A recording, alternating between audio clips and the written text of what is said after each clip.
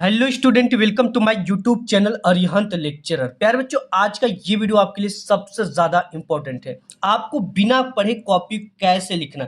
जी हाँ दोस्तों, आप बिना पढ़े कॉपी लिख लोगे और 100% आप 95% ला सकते हो। बिना पढ़े आप कॉपी लिख सकते हो, मेरी गारंटी है। पूरा अनुभव आज की इस वीडियो में शेयर करने वाला हूँ। ठीक है, बिना पढ़े आपको 95% कैसे लाना है, कैसे क्या अप्रोच होनी चाहिए। अगर आप भी 10th या 12th में हो तो ये वीडियो आपके लिए बहुत ज़्यादा इंपॉर्टेंट है। प्यारे बच्चों, अगर आपको कुछ नहीं आता, ठीक है, अगर आपको कुछ भी नहीं आता तो आप लोग कॉपी में क्या लिखोगे। प्यारे बच्चों, आप लोगों को पूरी यूट्यूब पर ऐसा ट्रिक कोई नहीं बताएगा, ये मेरी गारंटी है। ठीक है, आप पूरी यूट्यूब पर जाकर खोज लेना, ऐसा ट्रिक कोई नहीं बताया है, ये मेरी गारंटी है। अगर ऐसा ट्रिक कोई बताया तो आप कमेंट कर देना। ठीक है, कहीं भी ढूंढ लेना यूट्यूब पर, अगर इससे बेहतर आपको कोई बता देगा तो आप कमेंट कर देना। इतना बेस्ट अप्रोच बताने वाला हूं कि बिना पढ़े आपको कॉपी कैसे लिखोगे, पूरा का पूरा अपना जो अनुभव है वो बताने वाला हूं।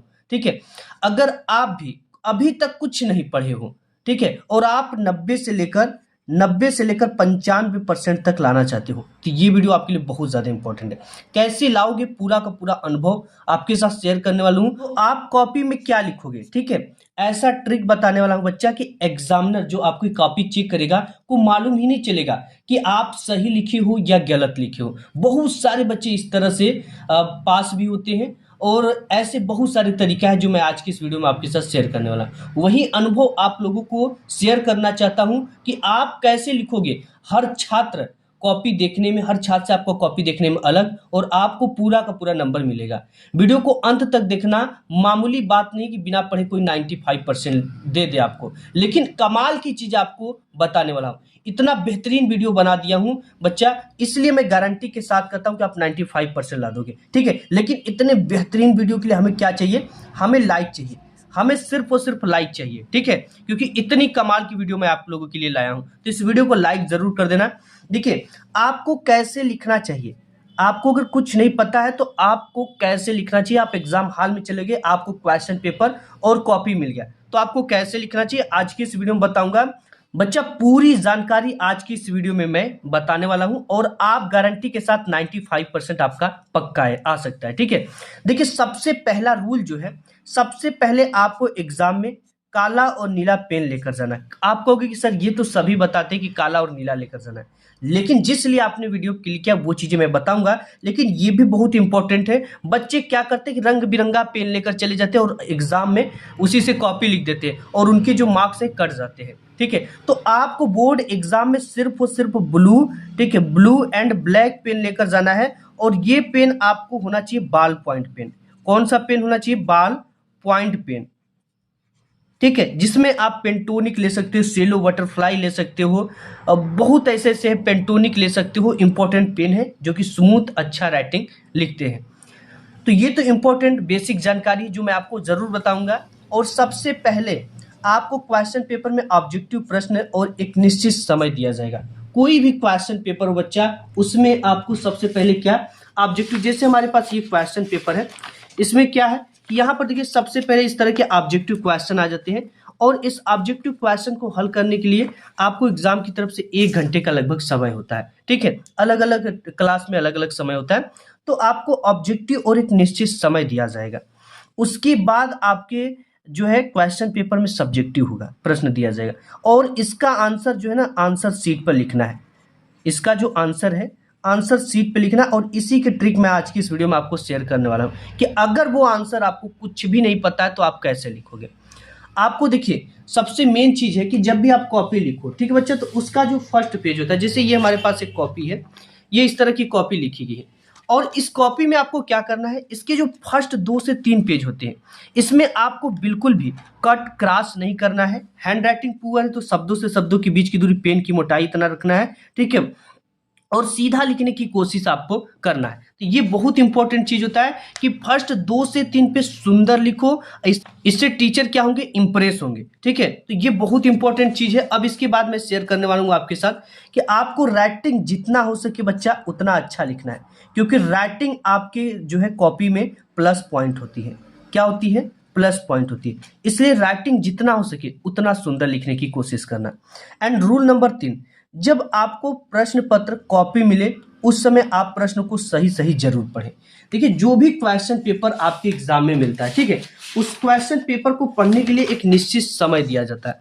जैसे ये क्वेश्चन पेपर है, इस क्वेश्चन पेपर को पढ़ने के लिए 15 मिनट का समय दिया गया है। तो आप इस 15 मिनट में इस पूरे क्वेश्चन पेपर को जरूर से जरूर पढ़ना है बच्चा, ठीक है। और आप जब इसको पढ़ोगे ना तो कुछ ऐसे क्वेश्चन होंगे जो आपको आते भी होंगे, तो इसको 15 मिनट इस क्वेश्चन पेपर को जरूर पढ़ना है। देखिए, उस समय आपको प्रश्न को सही सही जरूर पढ़ना, और जो जो आपको आता है उसे टिक आपको लगा लेना है। क्या करना है? टिक लगा देना है, ठीक। इतना काम कर दिए। और जैसे कॉपी मिलती है आपको, कॉपी जैसे क्वेश्चन पेपर में कॉपी मिलती है तो ये साइड वाली लाइन आपको इस तरह से खींच लेना है, ठीक है। जैसे ये भी कर लिया आपने। अब इसके बाद आपको क्या करना है कि एक इंपॉर्टेंट चीज है, जो कॉपी लिखते समय आप उसमें कभी भी गलत शब्द जैसे गाली, गाना, कस्में, प्रेम पत्र इत्यादि ना लिखे। ये मैं इसलिए बता रहा हूं कि बहुत सारे बच्चे क्वेश्चन ना आने पर गुस्से के मारे, पिछले साल कॉपी चेक हुई थी, उसमें लव स्टोरी लिखी गई थी, प्रेम पत्र लिखा गया था, और उसमें मजबूरियां लिखी गई थी, कस्में लिखी गई थी, गालियां लिखी गई थी। ऐसा अगर आप करते हो तो कोई भी एग्जामिनर आपको नंबर नहीं देगा। एंड रूल नंबर 4 जो कि सबसे इंपॉर्टेंट है, आपको सभी प्रश्न का जवाब देना है, ठीक है। कोई भी प्रश्न आपके क्वेश्चन पेपर में जितने भी प्रश्न उसका जवाब देना है, और कोई भी प्रश्न छोड़कर नहीं आना है, ठीक है। आपने इसलिए क्लिक किया कि आपको कॉपी कैसे लिखना है बिना पढ़े, तो मैं आपको वही ट्रिक बताने वाला हूं, ठीक है। आप बिल्कुल भी परेशान और घबराओ मत। सबसे पहले वीडियो को लाइक कर दीजिए। देखिए, अगर आपको आता है क्वेश्चन तो आपको पूरा का पूरा लिखना है। क्वेश्चन पेपर में आपको कोई ना कोई क्वेश्चन जरूर आता है, तो जो क्वेश्चन आपको आता है उसको सबसे पहले आपको लिख देना है, ठीक है। एक ही क्वेश्चन पूरे क्वेश्चन पेपर में आता है तो आप उसके सबसे पहले लिख दो, ठीक है। अगर नहीं आता है तो आधा आता है तो आधा भी जरूर लिखे, ठीक है बच्चा। अगर कोई भी क्वेश्चन आपको आधा आता है तो वो भी लिखो, अगर एक शब्द आता है तो भी लिखो, ठीक है। क्यों लिखना है? क्योंकि आपके एग्जाम में स्टेप मार्किंग होती है। क्या होती है? स्टेप मार्किंग होती है। अगर आप एक शब्द या एक लाइन भी लिखोगे तो उसका भी नंबर मिलता है, क्योंकि जब हम लोग कॉपी चेक करते हैं एग्जामिनर, तो एक प्रारूप दिया जाता है जिसमें दिया जाता है कि किस पर कितना कितना अंक मिलेगा। फार्मूले पर आधे अंक मिलेंगे, परिभाषा पर आधे अंक मिलेंगे, ठीक है। सही जो है मात्रक पे आधे नंबर मिलेंगे, ऐसे। तो इसलिए जो भी चीजें आपको पता, फार्मूला पता हो, उसका जो भी चीजें पता हो, परिभाषा पता हो, मात्रक पता हो, आपको जरूर लिखना है। क्योंकि देखिए, एग्जामिनर आपको स्टेप मार्किंग पर नंबर देता है, ये चीजें आपको करना है। अगर आपको कोई भी प्रश्न नहीं आता है तो आपको क्या करना है, ठीक है। अब आपको कैसे लिखना है आज की इस वीडियो में जाने। सबसे मेन जो चीज है ना, आपको कीवर्ड पर ध्यान देना है। आप कहोगे सर ये कीवर्ड क्या है? जैसे क्वेश्चन आपके एग्जाम में आ गया, ओजोन परत क्या है? ओजोन परत क्या है? परत क्या है? अब ये क्वेश्चन आपको पता ही नहीं कि सर ओजोन परत क्या है। अब इसमें एक चीज हमको आइडिया मिला कि परत मतलब होता है लेयर, ठीक है। अगर परत के बारे में पता है तो ओजोन एक ऐसा परत या लेयर है जो, अगर इसके बारे में जो भी अपने शब्दों में टूटी फूटी शब्द लिखना चाहते हो उसको परत शब्द मिल गया। परत शब्द को पकड़ के पूरी की पूरी चीज लोगे। परत से क्या होता है? सुरक्षा होती है। बेकार कीड़े जो है धरती तक नहीं पहुंच पाती हैं। ये परत मतलब हमारी सुरक्षा के लिए होता है, ठीक है। अब इसके बाद देखो, जैसे हम यहाँ पर गांधी जी द्वारा चलाया गया आंदोलन, ठीक है। गांधी जी द्वारा चलाया गया आंदोलन। अब इसमें आंदोलन शब्द आ गया, इसको पकड़ना। आंदोलन का मतलब होता है जब भी आंदोलन करेंगे तो उसमें बहुत सारे लोग इकट्ठा होंगे और ये किसी न किसी कारण से किया जाता है। तो इसके बारे में कि गांधी जी द्वारा एक आंदोलन चलाया गया जिसमें बहुत सारे लोगों को इकट्ठा किया गया, और इनकी मांग कुछ भी लिख देना, आइए अब देश को आजाद करना चाहते थे, ये करना चाहते थे, वो करना चाहते थे, जिसमें सभी की आवाज जो है बुलंद हुए। आपका यहाँ पर कोई भी क्वेश्चन आ जाए, जैसे ओम का नियम क्या है, ठीक है। क्वेश्चन आ गया ओम का नियम क्या? ध्यान देना, बहुत इंपॉर्टेंट ट्रिक बताऊंगा आपको। ओम का नियम क्या है?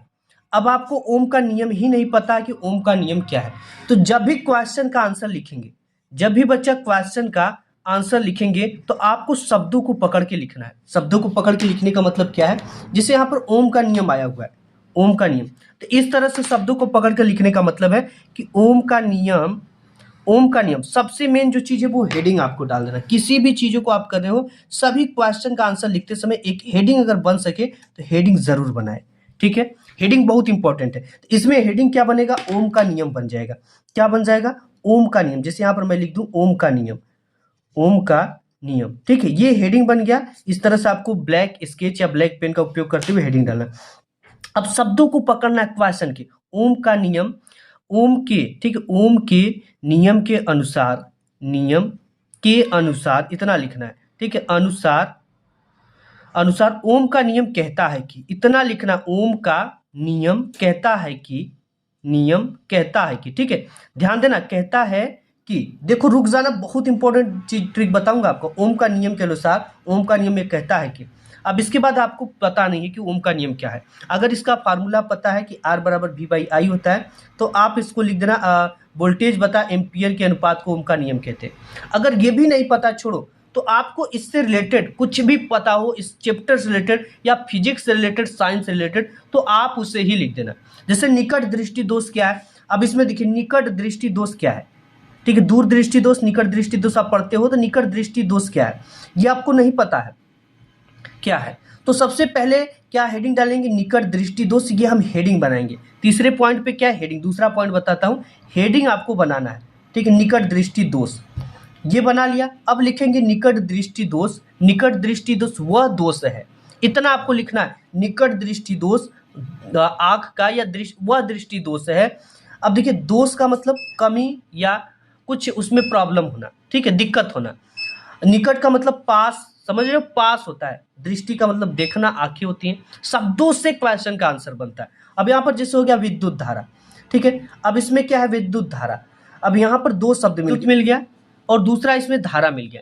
ठीक है, विद्युत अगर आपको नहीं पता तो धारा के बारे में पता तो उसे ही लिख दो। विद्युत जो हमारे घर में करंट आता है, जिससे हमारे हमारे सारे उपकरण जलते हैं, बल्ब जलते हैं, इलेक्ट्रॉनिक डिवाइस चलते हैं, हम विद्युत धारा हेडिंग बना लेंगे। सबसे मेन काम आपको हेडिंग बनाना है। ठीक है, अब प्रश्नों के शब्दों को, दूसरा में यही है कि आपके प्रश्नों के शब्दों का प्रयोग करना है। प्रश्नों के शब्दों का प्रयोग, शब्दों का आप कब उपयोग करोगे, उपयोग करना है उत्तर को लिखते समय। जैसे मैंने आपको बताया गांधी जी द्वारा चलाया गया आंदोलन, हेडिंग आपको डालनी है सबसे पहले, गांधी जी द्वारा चलाया गया आंदोलन। गांधी जी द्वारा चलाया गया आंदोलन वो है जिसमें काफी लोग सम्मिलित हुए थे। ठीक है, और इस आंदोलन का ये मकसद था, वो मकसद था। देखिए, कोई भी आंदोलन होता है ना, अच्छाई के लिए किया जाता है, कोई भी आंदोलन बुराई के लिए नहीं होता है। ठीक है, उनकी कुछ ना कुछ मांगे होती हैं, इसलिए किया जाता है। ठीक है, मिट्टी के बारे में आ गया तो मिट्टी के बारे में आप लिख दो। ठीक है, कोई भी क्रांति आ गई, जैसे फ्रांस की क्रांति क्या है, तो इसमें क्रांति का मतलब होता है, ठीक है, क्रांति का मतलब होता है चमक, कुछ ना कुछ उन्नति करना। क्रांति जो भी होती है वो अच्छाई के लिए होती है। इतना हो गया। अब इसके बाद जो चौथा टॉपिक है बच्चा, टॉपिक में आपको क्या करना है कि आपको खाली कॉपी नहीं छोड़ना है। ठीक है, कॉपी को पूरा का पूरा भर कराना है। ये एक पॉइंट होता है जिसमें आपको पास किया जाता है। खाली कॉपी नहीं छोड़ना है। ठीक है, नहीं छोड़ना है। क्यों नहीं छोड़ना है, कुछ भी आपको अगर उससे रिलेटेड आप क्लास में सुने हो या उस पूरे सब्जेक्ट से रिलेटेड आपको कुछ भी आता है तो उसे लिख दो। या तो अगर वो क्वेश्चन नहीं आता ना, उसके जगह पर दूसरा क्वेश्चन छाप दो। जो क्वेश्चन आपको अगर याद हो तो दूसरा जो है क्वेश्चन आप वहां पर छाप सकते हो। ठीक है, इसका भी आपको नंबर मिल सकता है। दूसरा क्वेश्चन छाप दो पहले क्वेश्चन की जगह पर, अगर नहीं पता है तो, लेकिन उससे मिलता जुलता, उससे संबंधित होना चाहिए, उसी चैप्टर से होना चाहिए। और पांचवा ट्रिक मैं आपको बताऊंगा MCQ का। लेकिन एक चीज ध्यान देना, ये सभी ट्रिक लगाते समय एक चीज का ध्यान आपको देना है, वर्ड लिमिट का। किसका बच्चा, वर्ड लिमिट का। क्योंकि टीचर तो पागल है नहीं कि अगर आप 2 नंबर का क्वेश्चन है, अगर उसमें आप 6 लाइन 7 लाइन 1 पेज लिख दिए तो उस पर टीचर समझ जाएगा कि बच्चा जो है फर्जी लिखा है और इसको क्वेश्चन का आंसर पता ही नहीं है। तो मैं आपको बताऊंगा, 2 नंबर का क्वेश्चन है तो 4 लाइन लिखना है। कितने लाइन लिखना है, 4 लाइन लिखना है। अगर 4 नंबर का क्वेश्चन है तो आपको 8 लाइन लिखना है, 8 लाइन। अगर 6 नंबर का है तो आपको 1.5 पेज लिखना है। ठीक है, 1.5 पेज क्वेश्चन का आंसर लिखना है। ये ट्रिक भी आपको लगाना है।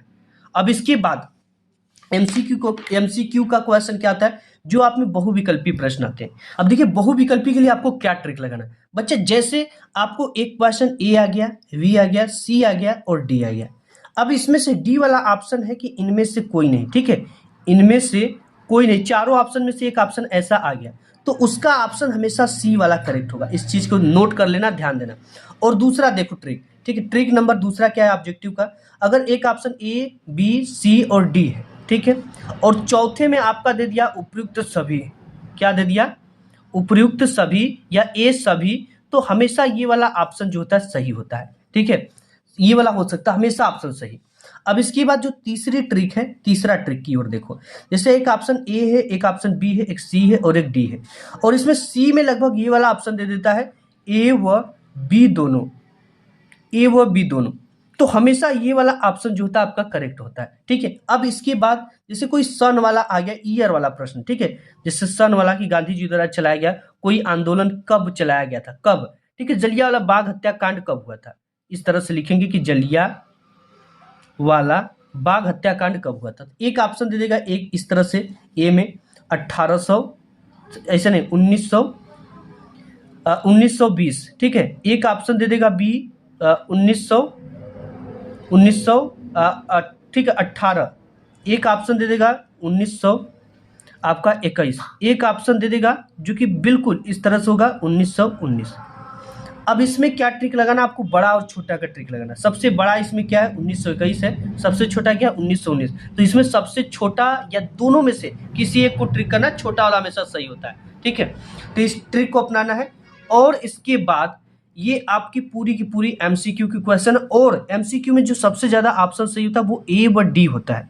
क्या होता है, ए व डी। अगर ये चारों चीजें अगर क्वेश्चन पेपर में मान लो नहीं आता है, उस समय ए व डी को सबसे ज्यादा टिक मारेंगे, शुरू में ए को, और उसके आधा, जैसे अगर आपने 10 बहुविकल्पी दिया है तो 5 में ए मारेंगे, और उसके बाद 5 से लेकर 6 से लेकर 10 में डी मारना शुरू करेंगे। ठीक है, इस चीज का ध्यान देना। तो ये पूरी ट्रिक है बच्चा, जिसकी मदद से आप अपने क्वेश्चन पेपर में कोई भी क्वेश्चन नहीं आता तो उसके लिए ये ट्रिक लगा सकते हैं। ठीक है, वीडियो पसंद है तो लाइक करना, दोस्त यार में शेयर करना। मिलूंगा एक नेक्स्ट वीडियो में, तब तक के लिए धन्यवाद।